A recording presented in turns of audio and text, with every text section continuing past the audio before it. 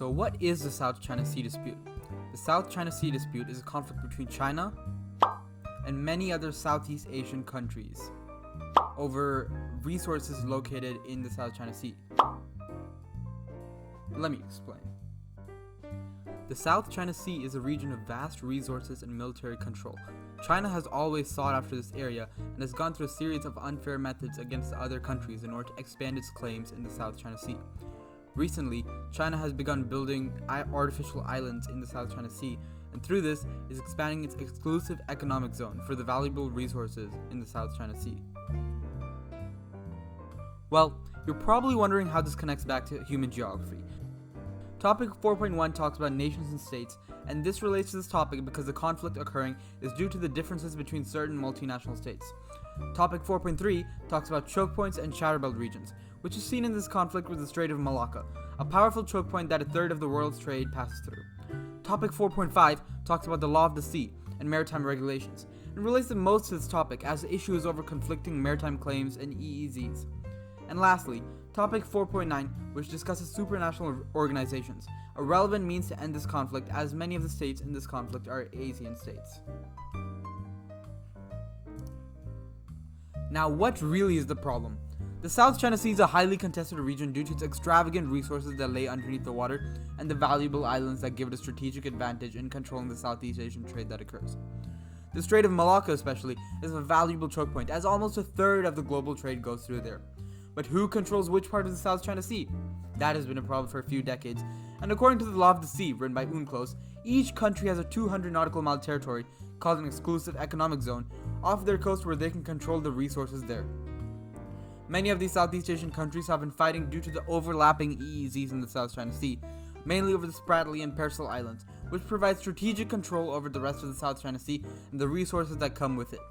China, however, in recent years, has been moving into the territory using an unfair advantage and has been bullying the other countries into submission.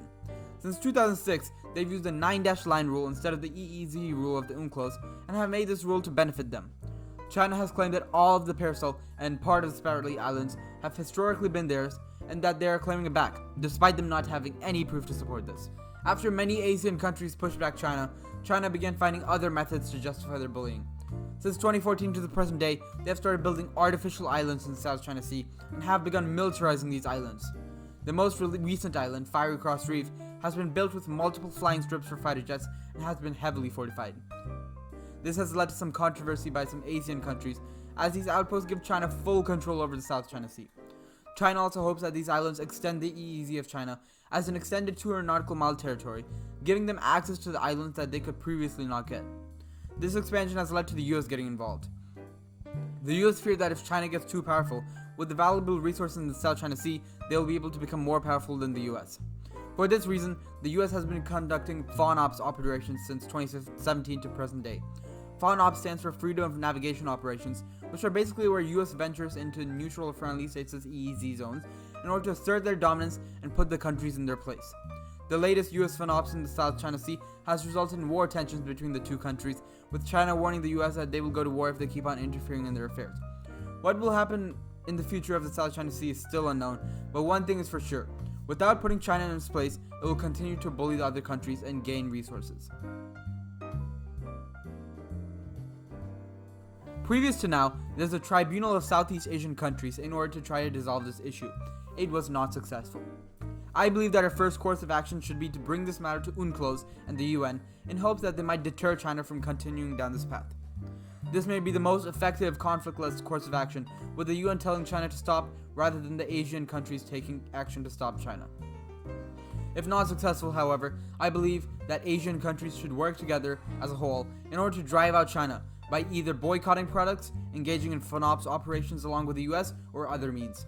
These conflicts, of course, could get violent, but understanding that in our modern day world, modern warfare materials are dangerous and both countries will be negatively affected, which would give cause for China to back off and would not engage in war with all of Southeast Asia and the US.